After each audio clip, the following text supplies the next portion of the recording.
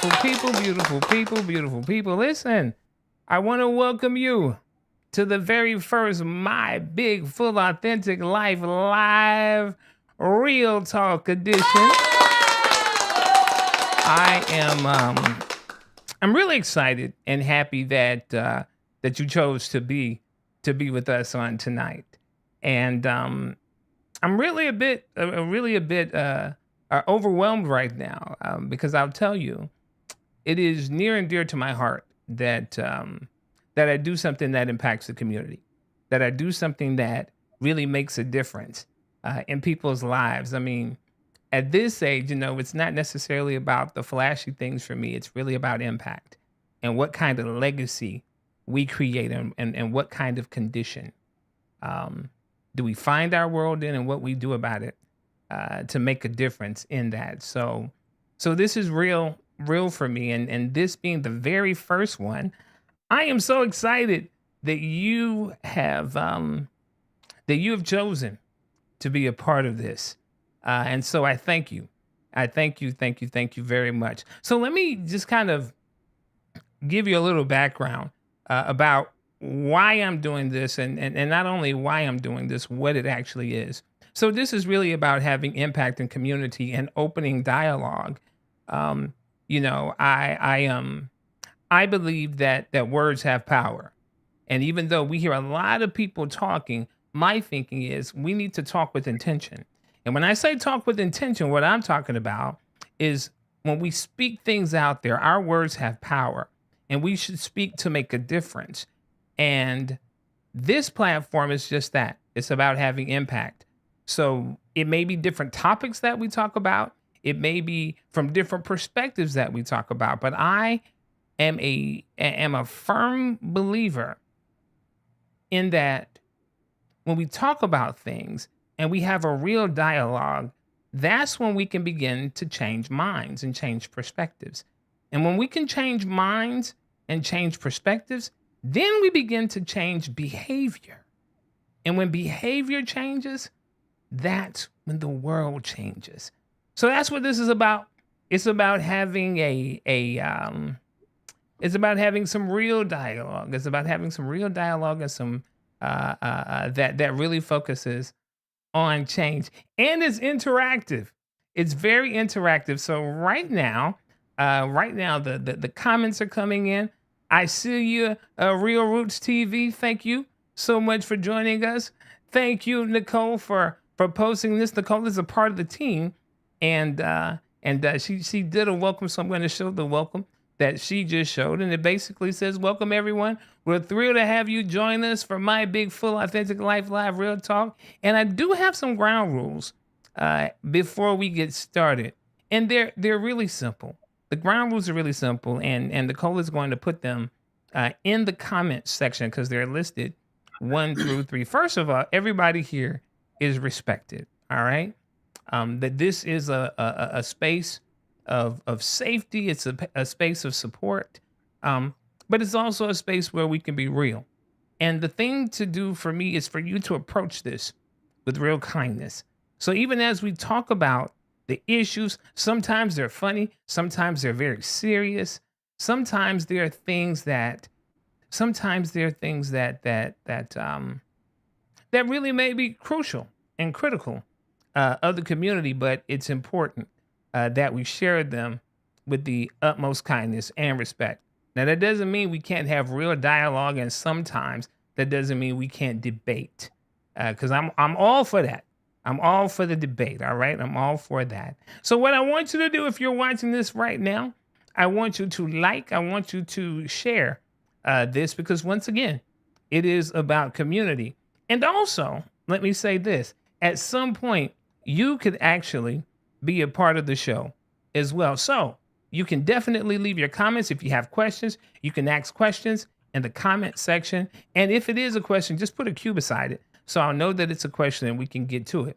But if you're really moved and you really want to be a part of the production as well, I will post a Zoom link so that you can actually come up on screen and share your thoughts and your ideas and your comments. All right. So this is all about community building.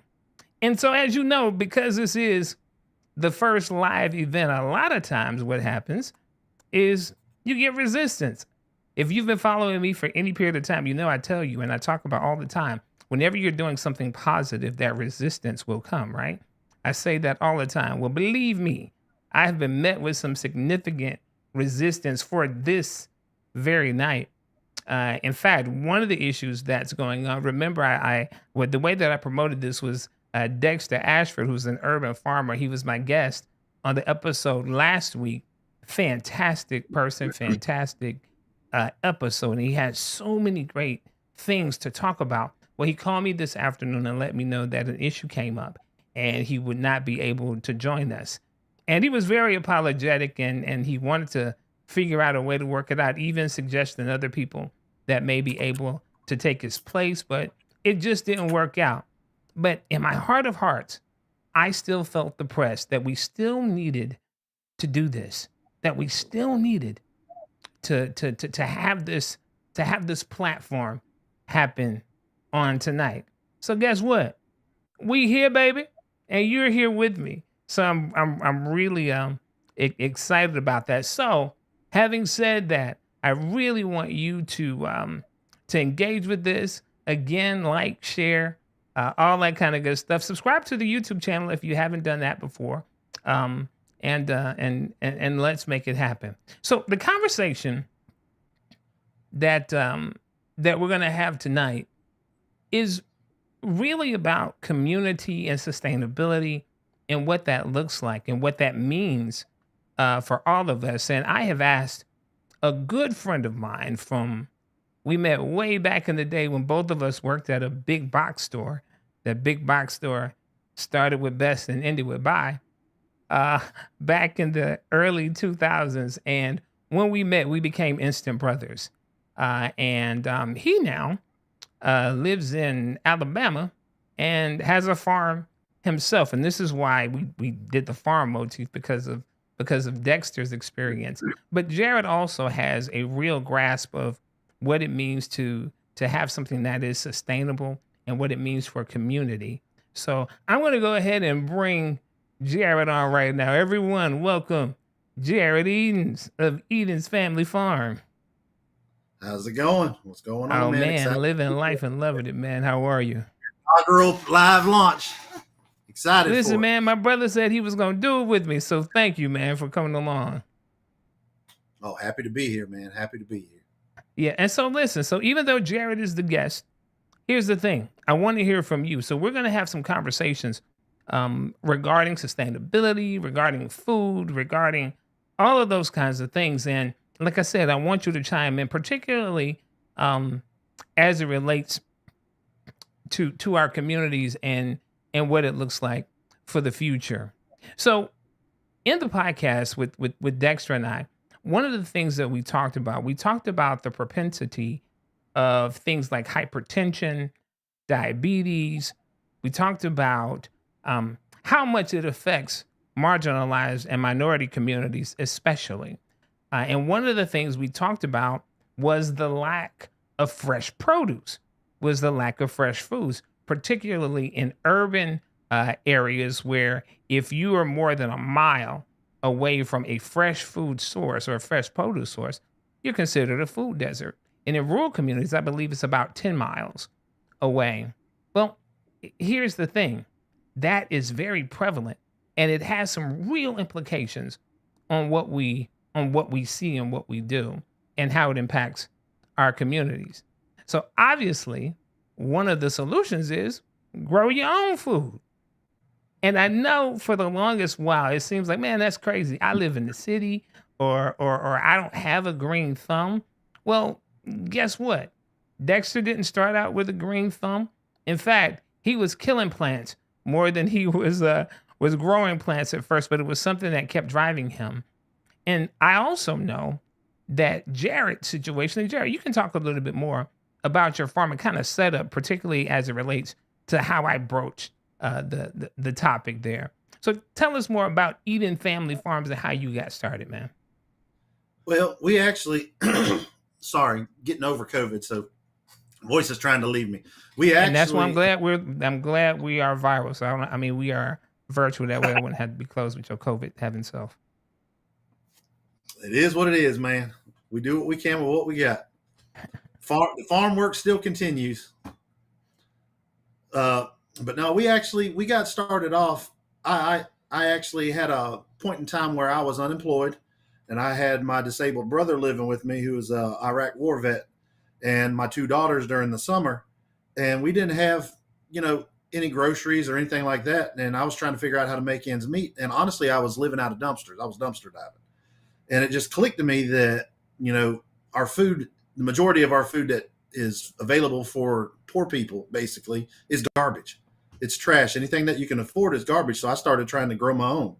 And I grew up around farms and gardens and all that stuff as a kid, so I understood the basics and a little bit from my grandparents and a little bit of playing around I did at home.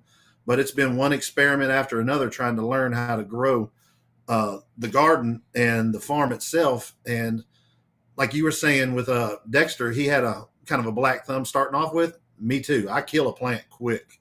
I'm not real good at the produce portion of it. I've gotten really good at growing my animals, and I have a large population of ducks, chickens, geese. I've got my own breed of mini pig that I've worked on that's easier to manage and handle, that I can deal with my disabilities, and just about anybody could handle. I'm starting to play with sheep, and I've got goats and stuff like that. Still working on the garden stuff. I've taken some permaculture courses and some experimentation there, and just trying to figure out what works with me and my poor scheduling. I'm very disorganized and have to get a lot better with that. But we're making it and providing for our family, eating out of the ground, and eating what we produce. Like I said, a majority of ours though is going to be our protein that we produce, which is primarily the pigs right now and the chickens, with our eggs and stuff like that. And also trying to learn to grow the community. Like you said, I've always been fascinated by the communities that tend to surround successful farms and successful families, uh, honestly. And those communities tend to support each other and are kind of like a buffer. So if one of them has problems, they're there and they hold them up until they're able to get back on their feet. And I think that's one of our biggest problems we have right now is we don't have that community anymore. So we can't. Hold on one second. I'm sorry. The grandbaby's coming here. Oh You man, gotta that's go. real life. That's real life. She's over here.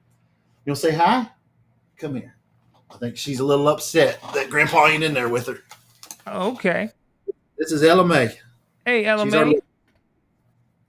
Say hello, Mr. Lamondre. But I She think got to I go. think it's really interesting that you started talking about that we don't have community like we used to. That when some people were down, other people could kind of support them. And I want people to understand this. So I know Jared looks like the average white guy, but he's actually Cherokee Indian. So he is actually a part of a community that has been oppressed by the government in a number of different ways. And so his experience is a little bit different. And this is why I really wanted also to have Jared as a part of it. Um, and so when we start thinking about sustainability, listening to your story and hear how you were actually dumpster diving for food to feed your family. Now, once things got started, you started your farm, and your farm is not necessarily an income producing farm at this point, but it's purely about feeding your family. Yeah. Oh yeah. I put a pig in the freezer 2 days ago. Made breakfast sausage, 4 gallons of broth, a bunch of canned meat. You got to do what you got to do to have something on the shelf. Yeah, and and when I hear that and when I think about that, I really start to think about it was beautiful that you were able to do that, that you had the that the circumstances availed themselves for you to do that. But I start thinking about people who live, like I said, in urban centers who don't have the land, who don't have the opportunity to do that, and the closest thing that they've got um, to any kind of a food store source is a gas station or some kind of quick mart that does not have fresh produce.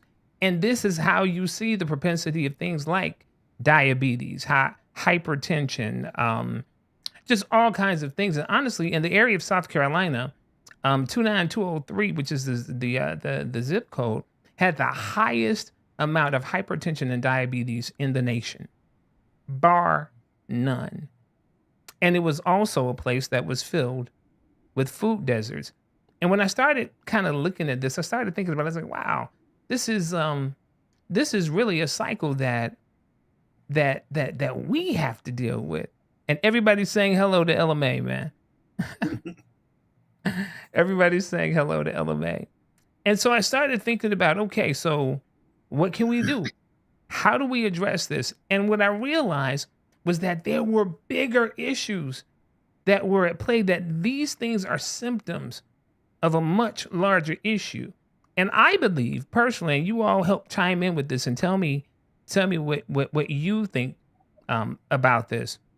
I believe when we started looking at the how communities have broken down, particularly with the family, how the family unit has been broken down, we also saw the community start to break down, where reliance was not on each other for subsistence, or I know my neighbor next door and all these kinds of things, but it became more centralized.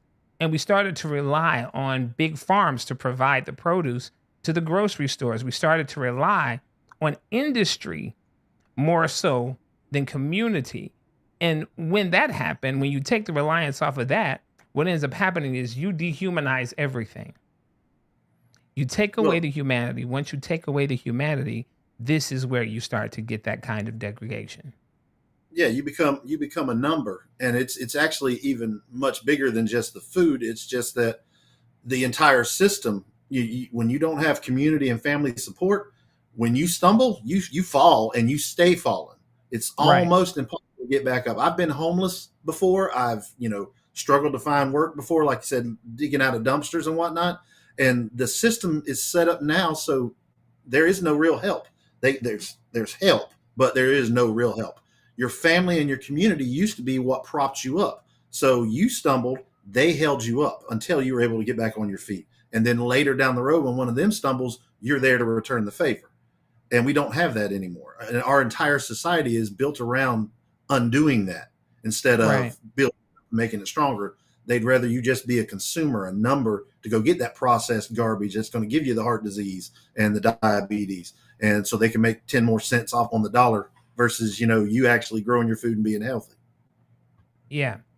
Absolutely. And I also tell you this too. This is the other piece that I think really plays into that heavily. We bought into that idea of rugged individualism, where everybody's on it for their out for themselves, and I pull myself up by my bootstraps. You should pull yourself up by your bootstraps too. First of all, that is a crock of garbage, and one of the reasons it's a crock of garbage is nobody ever does anything completely by themselves. Wherever you are, there was somebody who either paved the way, or whose shoulders you stood on, or who gave you some advice, or who gave you some type of something that supported you. So there is no way in the world that you did it completely by yourself. No one, and I'll repeat this, no one is completely self-made. Even though they would want you to believe that. And that honestly, that's a very Eurocentric approach to things about this rugged individualism, where we are much more communal. When we think about it, everybody is standing on the efforts and in the efforts of someone. I would not have gotten to where I am had it not been for my grandmother, my grandfather, my father, my mother, those people who paved the way for me, who helped to shape my perspective of the world. So there's no way that I did it by myself. And unfortunately, we believe that it's heroic to do it by ourselves. But I will tell you this, and I remember this saying that it said, if you want to go fast, go by yourself. But if you want to go further, you need to take some people with you. Yes. Um, and I think that's important. And I think Wesley has a really good point where he says we're a society who now wants everything in an instant. I believe that that is so true as well, because what we've come to discover is that, okay, it's going to take a little while to grow some tomatoes. It's going to take a little time for that pig, as you said. I'm more on the cow side, but for that pig to I grow, definitely for that pig to grow. But why do that when you can just go down to the grocery store and get you some bacon that was processed in a huge warehouse? The animals are shot up with all kinds of stuff, or even if they're actually real animals. And why do I say that? I know some people say, "What do you mean if they're actually real animals?" I don't know if you all have been watching the news or if you even heard the podcast from last week. But do you remember a few years ago it was Bill Gates that was really behind engineering meat? It was engineered meat where it would be chicken. They could call it chicken, but it was lab grown. And this chicken never had a beak. This chicken never had wings. This chicken never had any of those things, but it could be legally sold in grocery stores as chicken. and Yeah, there's several fast food restaurants that actually are licensed to be able to sell that stuff now.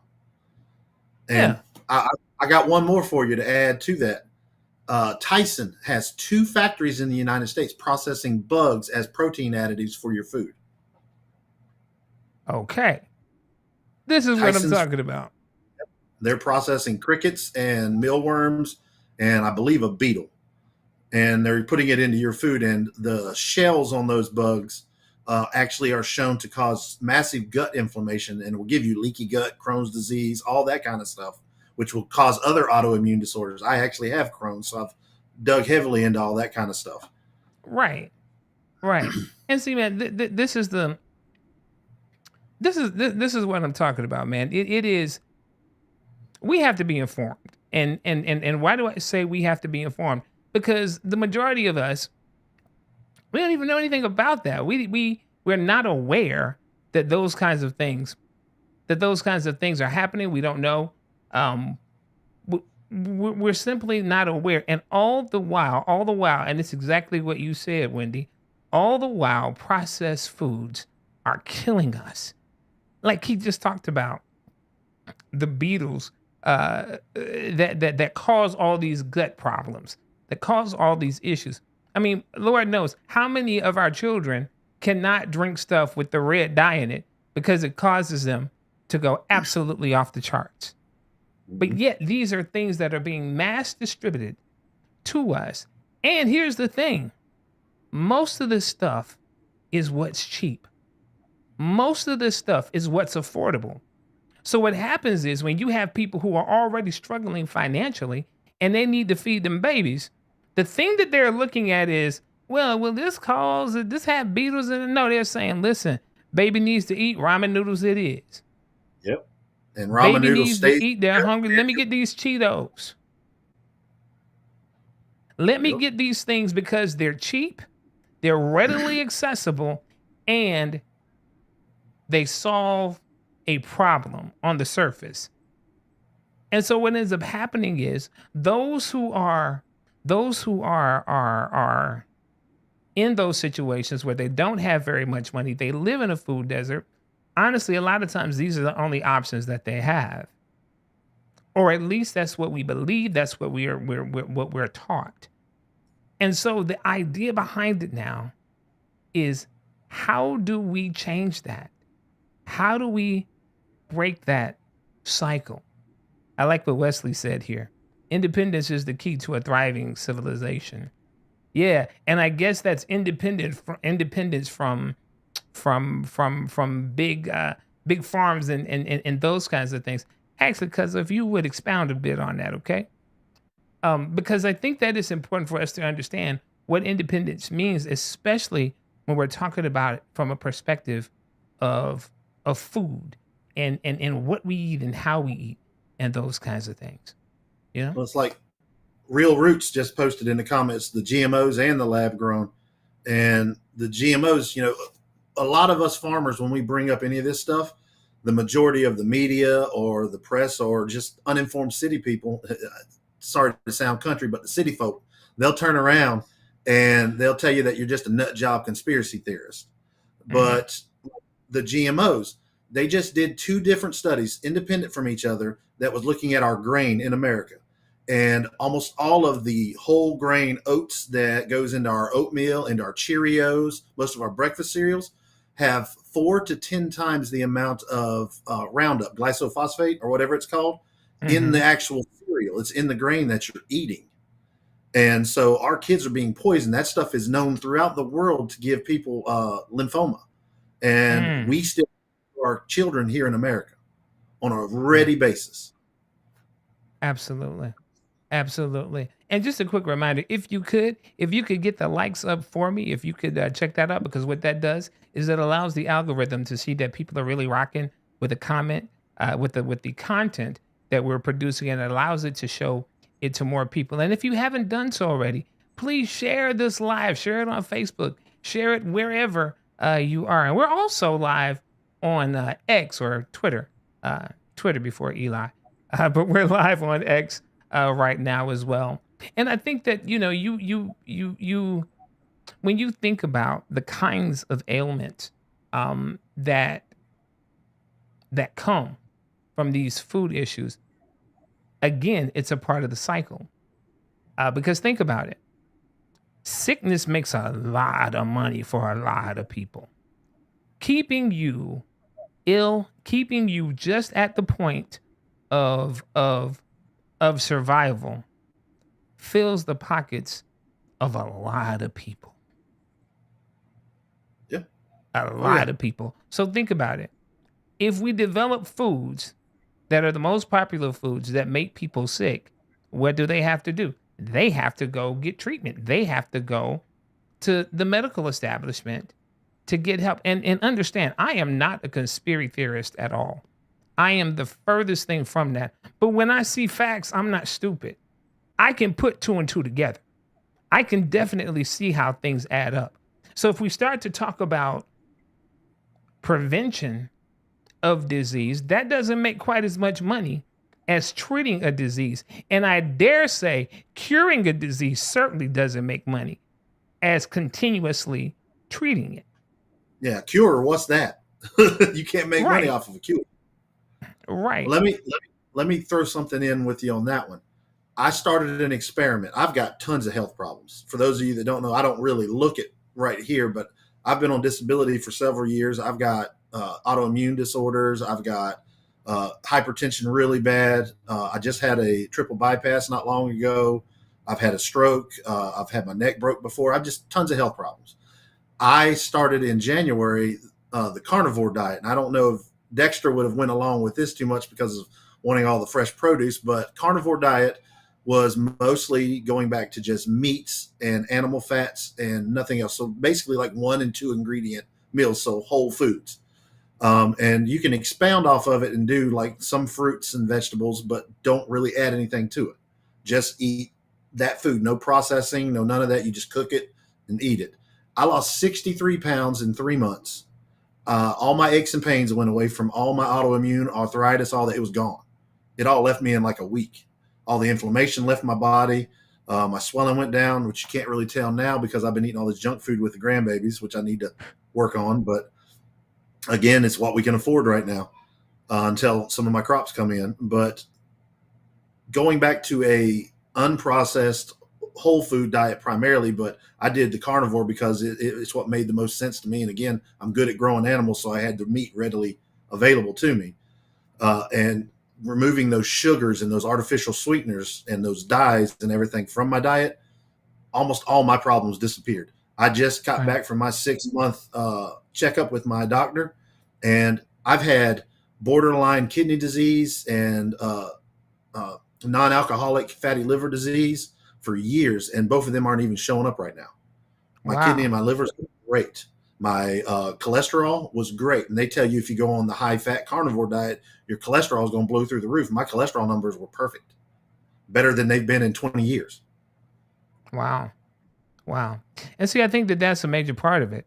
It's when you find something, because not everything works for everybody. But when you find something that does work for you, and believe me, you're not a monolith. And when I say that, I am purely talking about, you can try this, you can try that, but find what works for you and work that. So Yate, I had a question. She says, how are they able to do that? And I guess she's talking about the folks with the food and all that kind of thing. I think it goes back to what I said before. The folks who are in power, and I mean the powers that be, that it's all about the mighty dollar, that it's all about money. And you would be surprised. You would be surprised the doors and the things that money allows you to do. You would be shocked at if you have the right bag, what that bag opens you up for. And when we're talking money here, we're talking about billions. We're talking about billions and billions of dollars. And the other way that they're allowed to do that is because we're quiet, We're because we allow them to. the American people as a whole, we're lazy. We like everyone to do everything for us, and we don't want to be the one to speak up. We'd rather somebody else do it for us. We don't want to put that effort into the fight. We're all about supporting the fight once somebody else takes that step, but we don't want to be the one to jump in and start the fight. We'll be on Yeah. the back burner helping and behind the scenes, but very few of us will stand up and actually say, hey, this is wrong. We need to do something about it. And I think that this is why conversations like this are important. I believe that this is why conversations like this are so important because, again, as I said, words have power. And when we can have a dialogue, we begin to change perspectives. We can inform, we can educate, we can do all of those things. And once we begin to do that, those perspectives begin to change. That means minds begin to change, and then behaviors begin to change. All That's it takes is why one spark. this concept is about. I say all it takes is one spark. Absolutely. And the other piece of it, as you know, this conversation is all about sustainability as well. It's not just about identifying what the issues are, but it's also about how do we create sustainable solutions that really have an impact, not just for now, but for generations to come. How do we do that? How do we begin to do that? And I believe that once we really begin to engage, on these kinds of things, that that people will indeed begin to make a difference. I can already tell you that there are a lot of friends, people my age and some younger, who are very, very health conscious, and they're very big on eating healthy, exercising, and it's wonderful because you look at people our age now, we don't look like our parents did at this same age. And when I say parents, I mean our grandparents. Cause my mama is 70 and looking like she in her 30s. I'm gonna say that right now. In fact, this is her comment. Praise God. Yes, ma'am. That's you. That's you. But Amen. if you think about it, when we were growing up and when our parents were growing up, they didn't look like us at this age. They didn't. And I know a lot of it is because of how we approach things now. But the truth is, it's still very individualized. It is not at a community level yet. It is, yeah, this is what I'm doing for me. And that's important. Take care of you. You got to do that. But we also have to figure out how do we bring it to the people who either don't have access to it because they can't afford it. Because, like I said, in Jared's case, he was very fortunate in that at some point along the way, he was able to acquire the land to do the things that he's doing now. And I know it wasn't a struggle. I was with you during that time. So I know it was a struggle. But what do we do to the people who are like in the inner cities, who are still struggling to get clean water? Think about it this way. According to the ACLU, there are still over 2,000 homes in Flint, Michigan that have not had those lead pipes replaced in their homes. Do you remember how long ago Flint, Michigan was? But Do you remember how long ago those things came up? think about this. Go to Mimi. Go to Mimi. The Navajo and several other tribes out on the plains don't even have running water. They don't have That was pipes. going to be the other thing that I said. The Navajo Nation, particularly, what was it in? Was it North Carolina? Some other places don't even have running water. And so we start to think about, wait a minute, these are all things that should have been taken care of when it was brought to our attention, but they have not. They're still very real. So how do we take this kind of thing, this kind of conversation to those places where people are still struggling just to get a clean glass of water. I think some of the hardest stuff is just again getting that spark, getting somebody in that community that wants to be the seed to start growing the plan, because most people once they're that defeated, they're beat down and they don't know where to go, so they're done. They've given up. This Yeah. is life. This is what we're going to deal with, and they accept it. So it's finding somebody that has that passion that you can, I guess, light that fire in, and then they can actually get the community focused around them. Because a lot of times, as an outsider, you come in there and they don't want to hear what you got to say. Oh, look, here's this person. They're going to come save us. And that ain't how it goes most of the time. Right. So you need somebody local that you can build the passion around and have them help grow the seed. See, and I think that that was a part of what was special, I think, about Dexter's story, because he was one guy who heard about the statistics in the 29203 zip code that I mentioned earlier, and he just felt like I could do something about that. So once he started growing plants, he started coming to the urban centers and selling his produce at a very cheap price. He created a farmers market in the middle of 29203 that that started servicing that issue. And I asked him, "Well, what made you think that you could make a difference?" He just felt like I just felt like I could, and so he did. And I think that that a lot of times is what's missing. We're looking for people with these, to come in with their cape, to come in with the S on their chest, and to do something about it. But the truth is, you got the cape. You're the person with the S on your chest. You can do something about this. You just have to figure out what it is. You just have to figure out how you can serve. I often say it's not about the Herculean efforts that change things.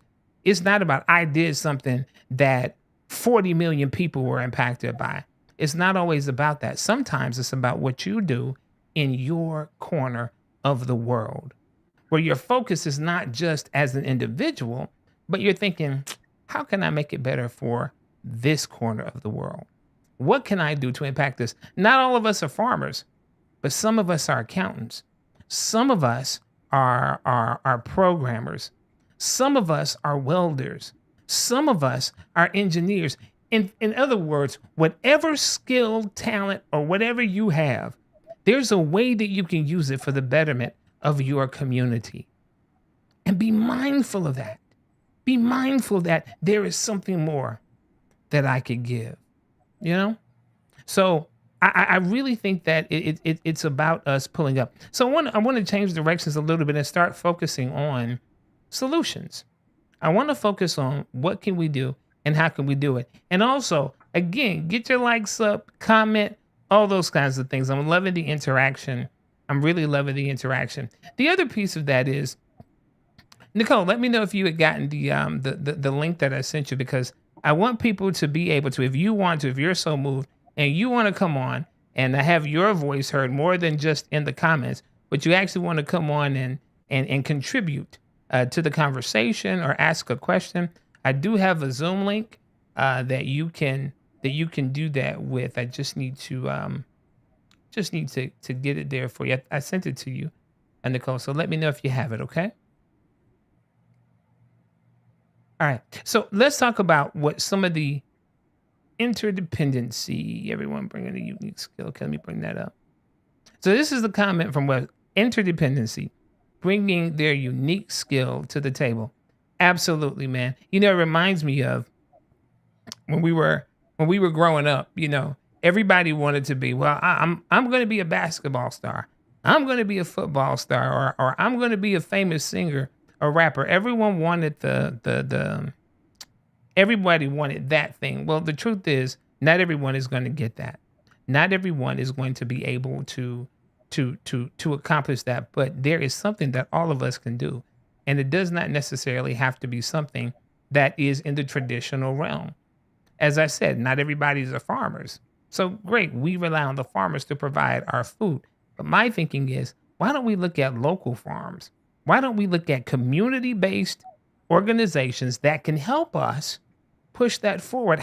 Let's look at that. It doesn't have to be that we always have to buy our foods from Tyson Foods. It doesn't have to be that we always have to get our stuff from Big Pharma. But there are ways that we can get this done. There are ways that we can make this happen. Let's see here.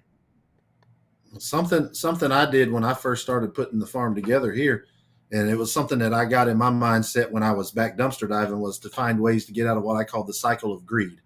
And that is basically our economy that we have today. Get out of the cycle of greed. So I became real big on bartering. And like you say, not everybody's a farmer, but some are welders.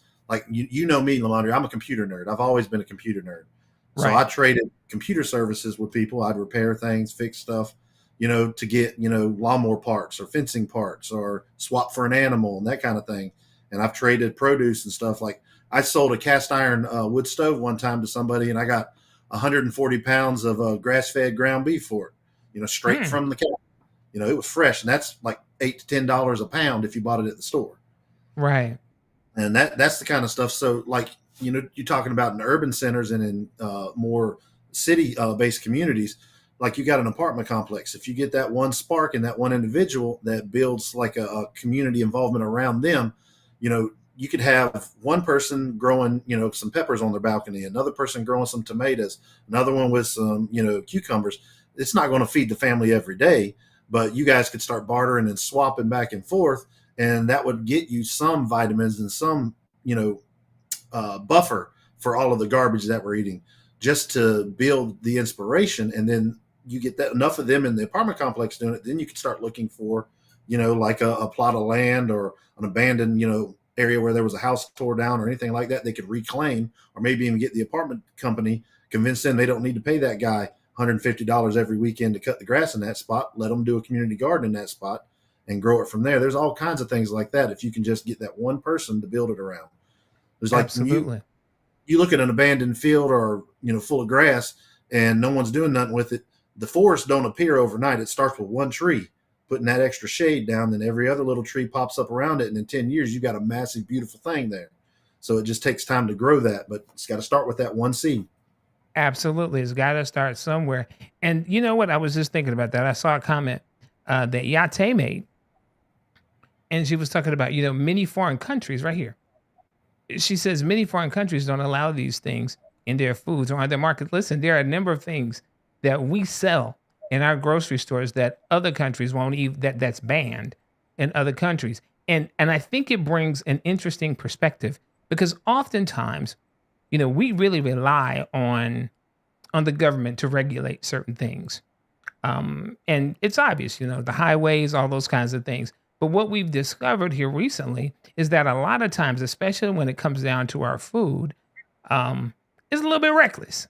It's a Mm-hmm. little bit wild, and they're allowing things that no way in the world, if you knew that this was in your house or on your kitchen table, you would not allow it in your house. You would say, "Get that off my floor. It's dirty," but it's Well, in your Lamar, food. to circle back to something you said earlier on, though, a lot of those products, if you actually look, are either byproducts from the military industrial complex or they're byproducts from big pharma. And big pharma's got bigger pockets than big ag. And big pharma pays our politicians to allow that stuff in there so they can get rid of that byproduct and make money off of it. Okay, so what does that tell you? So the government does play a huge role in this. I mean, because honestly, they're the people that regulate. They're the entities that do all of that. And I think this comment from a man, Ricky Brown. He says grassroots organizations, it's time to get back to the basics. It starts with each of us. Know your purpose, right? And Ricky, I couldn't agree more with you on that, because I believe, we have all these different entities out there. We have a governmental side, and we also have a non-governmental side when we look at our organizations that really represent a civic good, provided that their mission is something that is truly about aiding the people. I believe that one of the things that we have to do is we have to have organizations that start to put pressure on those. This is not a one size fix all, or one thing will fix it. It really is about all of us coming together and doing something about that. So I really appreciate that comment. It's about getting back to to the basics of things, man. So yeah. All right. Let's see. I love this comment. It says, "How about community gardens with help from local farmers?" You know what? Actually, that's a part of what Dexter does. Yeah. Dexter actually has some things set up where he's helping communities build these gardens. He's helping organizations build these gardens in many times in urban areas. I mean, he's talking about like little gardens but big food. And let me tell you this: when we start thinking about growing our own food or creating community gardens and even small farms. Some farms are only an acre big. Some farms are super tiny, but they're able to produce a massive amount of food. They're able to produce some real produce. So I think that all we really have to do, and I say all we really have to do like it's something easy, but what we really have to do is start looking at what we have to start looking at what resources we have and how to creatively use them. Dexter brought out something to me during our conversation. He said, "Do you realize that most of the rows and farms that you see are designed for tractor tires? That's why those things are spaced as far apart as they are." Which means what? Which means that what that does is it takes more space than to produce things, but you can actually grow a lot tighter than that. You can actually grow with plants closer than that and still produce massive amounts of that. And so I think that that is an important piece of it. I think that that is I think that that is something that we have to explore. How do we build Well, these community gardens? something else that goes along with that, if you look at modern farming in general, it's designed to be more industrialized. It's more assembly line. So you're monocropping. So, you'll see acres and acres and acres and acres of just corn or just soybean or, cotton, whatever it may be. But if you actually look, I don't know if you've ever heard of permaculture as Mhm. a, design tenet for gardening, but permaculture looks at nature. And so instead of monocropping, you're actually growing multiples in the same space. So instead of having just a row of corn, like the Cherokee and many of the Eastern tribes used to do, we had what they called the Three Sisters Garden. And we Mhm. did a row of corn, well, a mound of corn actually. And then we planted green beans around the corn that used the corn as the stalk to go up. Green beans also are what they call leguminous. They're nitrogen fixers. They pull nitrogen out of the atmosphere and put it back in the soil. So they fertilize the corn, and corn's a heavy feeder. And then you planted squash around the corn, and the squash grew out and blanketed the ground and shielded it from weeds. So you had less weed pressure. And also the squash was out far enough so the deer and stuff would come in and eat the squash, and they wouldn't come in and eat the corn. They would stop at the squash. So it was kind of sacrificial, but it grew so prolific that you still got your harvest as well. And you Yeah. can do that with our modern farming. It just is a little bit more labor intensive because again it's not designed for tractors, it's not designed for a machine to go in and do all the work, but you can actually produce 10 times the food in the same plot of land if you did it properly with everything working together like mother nature does in a forest. It's Yeah. one of the things I'm actually working on my farm. I'm not there yet, but I'm doing what's called a food forest system, and I've got about 35 fruit trees out there, and eventually there'll be hundreds. I'm going to have about an acre and a half to 2 acres, and it's going to be a forest. If you just walked up, it's going to look like woods. It's going to look like forest, but it's all going to be useful plants in there. And I'm just stacking it how Mother Nature would, but I'm the ones putting them in with a purpose instead of just letting God plant them all for me. So apple Right. trees, pear trees, whatever that I can get to grow in my climate, and you'll do trees, shrubs, vines, root layers, everything all in that one space. So you just walk in the woods and you've always got something to eat in there. Right. Right. And see, I tell you, I think that there are so many creative ways to do that. Like, see, I would have never thought of anything like you just described, right? I would have never thought of that kind of thing in terms of in terms of how to plant something strategically to protect the other things. But the truth is, those kinds of things exist. And the other piece of that is even though there may be a lot of there may be a lack of knowledge in a number of areas, there is so much information available now.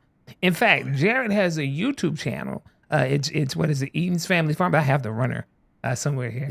Uh, but he talks about what he's doing, but in that he sprinkles all these little jewels, these little things out there that help people understand what to do. And there's always YouTube. Give it a shot. Give it a shot. Uh, There is so much information available right now. So there are so many things. Let me see what this is here. So, Angelic Helper says, I began a garden this year. It has been a lot of trial and error. YouTube videos with conflicting information. I was hoping to share my crops, but I'm not productive as much as I thought I would be. But I'm going to keep trying. Listen, definitely keep trying. And a lot of times that's what it is. It's trial and error. You find what works and some stuff doesn't work, but you keep moving and eventually you'll find your way through that. Jared? one of the first things you do when you plan that you're going to do a garden, you're going to grow something, is take at least the first year and just study your location where you want to grow it. See what nature's doing in that location. Figure out what works there and what don't, and then you can start figuring out what you want to plant that goes along with that. But something I learned years ago, honestly, I want to say it was from a Japanese guy originally. I can't remember the name off the top of my head. Memory's not as good since the stroke years ago, but the first thing you do when you're gardening is grow your soil. Your soil is the first thing you grow, and that'll help you grow everything else from that, because everything springs from the soil. Because your soil Absolutely. is a living entity in the garden. Absolutely. Now here's the thing. I'm gonna say some and I 100% agree with that. But the other piece of that is, Wesley made this comment here. He says, "I've seen inside gardens tubing throughout the house. Absolutely, hydroponics. Yeah. And the thing is, it's not necessary that they always need dirt to grow, but what they need is that nutrients. And so you can build systems that allows plants and allows plants to get that nutrients that they need. If you don't, and the reason that I bring that up is because, again, I'm thinking about it. Well, what about people who live in urban areas who don't necessarily have access to that kind of a landmass to do those kinds of things? There are other ways to get it done. There are other ways to make it happen. But I think angelic helpers, what Jared just said about understand where you are. Remember at the beginning of this, I said identify what works for you and stick with that. It's the same thing. When I was a child, I went to a school called Brockman, and we had a greenhouse at the back. And it was one of the best experiences that I could ever have, because one of the things that we did, we would take soil samples and send them off to Clemson University to find out what our soil needed and how our soil was composed in order to have the best opportunity for success at growing. And they would send it back. They sent back with the full breakdown of what we needed, and we would add those nutrients. We would add those elements that was there, and that's what made it. That's what made it. That's what made our plants grow, and we always had a successful garden. But it's just not about the plants; it's also about the base that they're going to be growing out of. So, yeah, and I think Wendy's right. Wendy said gardening is always trial and error. I agree with that wholeheartedly. You got to see what works for you. Well, I tell You you learn what, something. we are coming up towards the end. And so if you have any other questions or anything like that, I'd love to see them right now. But this is what I want to do. Jared, I want people to see how they can get in contact with you. And so here is the scroll. I had to find where the scroller was. Like I said, this is live. So it's rolling And through. I'm proud to be your guinea pig, man. Man, listen, I appreciate you being the forerunner with me on this one. But if you want to Yes, get in sir. contact with Jared, check out his YouTube channel. That's youtube.com/at Eden. Okay, bro, you have to pronounce that. I can't even pronounce it. It's in Cherokee. It's Eden's Family Farm. If you look up Eden's Family Farm, you'll get it. I wrote it in Cherokee, and I've been waiting for an elder to actually tell me the proper way to say it, because I don't want to butcher it. I can speak some Cherokee, but I can't say those words. Gotcha. See, that's what that thing is about. But connect with Jared on his YouTube channel. Is Eden's Family Farm. That's Eden's Family Farm, and he's a wealth of information, and he's always willing to show it. And one of the things that I also want you to do is go and subscribe to his channel. This guy has a lot of good content that's will really be helpful to people. And a subscribe or a subscription to his channel would not be something that would be a waste of time. It will certainly be a help. And also follow me. Follow my big full Yes. authentic life uh, on YouTube. Because remember, we have this thing called Goal 141, and what Goal 141 is, it is 1,000 subscribers on YouTube, 4,000 watch hours, and 1,000 streams on all of the other outlets. And the reason that is because that will get us to monetization. And once we get to monetization, that will allow us to bring even more content that's positive, that's uplifting, that's encouraging. And let me tell you, so today we were talking about food and sustainability. The next time we do this, who knows what the topic will be, because the idea behind this is to talk about the things that really matter to us as a community. So I want to hear from you. Let me know what those things are. Let me know what means something to you, and we'll have a conversation. And I'll tell you, coming up on the next podcast, which is next Wednesday, I release a new podcast every other Wednesday. And on the next podcast, what is coming out? I've got a lady with a story that's absolutely incredible. And just to kind of give you a tease of it, she was facing 37 felonies. She did 3 federal bids in prison and 2 state prison bids. She was addicted to crack for 36 years of her life. And now she's clean and sober. She has a bachelor's degree. She's working on her master's degree now. She has a company where she assists others in overcoming addiction as well. And she is just an absolute ray of sunshine. So that'll be on the podcast next week. So make sure that you go and subscribe to the My Big Full Authentic Life podcast so you can hear the story of not only transformation, but reinvention, but more importantly, impact. So definitely check it out next week. I want to thank you all so much for joining us tonight. Jared, again, man, thank you for being my guy and coming through for me. Thank you to It's always a everyone. pleasure, man. Thank you to everyone that supported tonight and shared the live stream. Like I said, we've got a lot of improving to do, but I am so thankful that you joined us on tonight. And I want you to understand something. Please hear my heart. In doing these kinds of things, as I said, this is about impact. This is about helping to level people up. And I believe that this is a part of my God-given purpose, that I am walking in the purpose that God has created me for. So Amen. I'm all with it. I'm all with it. And I refuse to turn back until he says, stop. So with that being said, until next time, beautiful people, remember this: to live big, to live full, and to live authentic. God bless.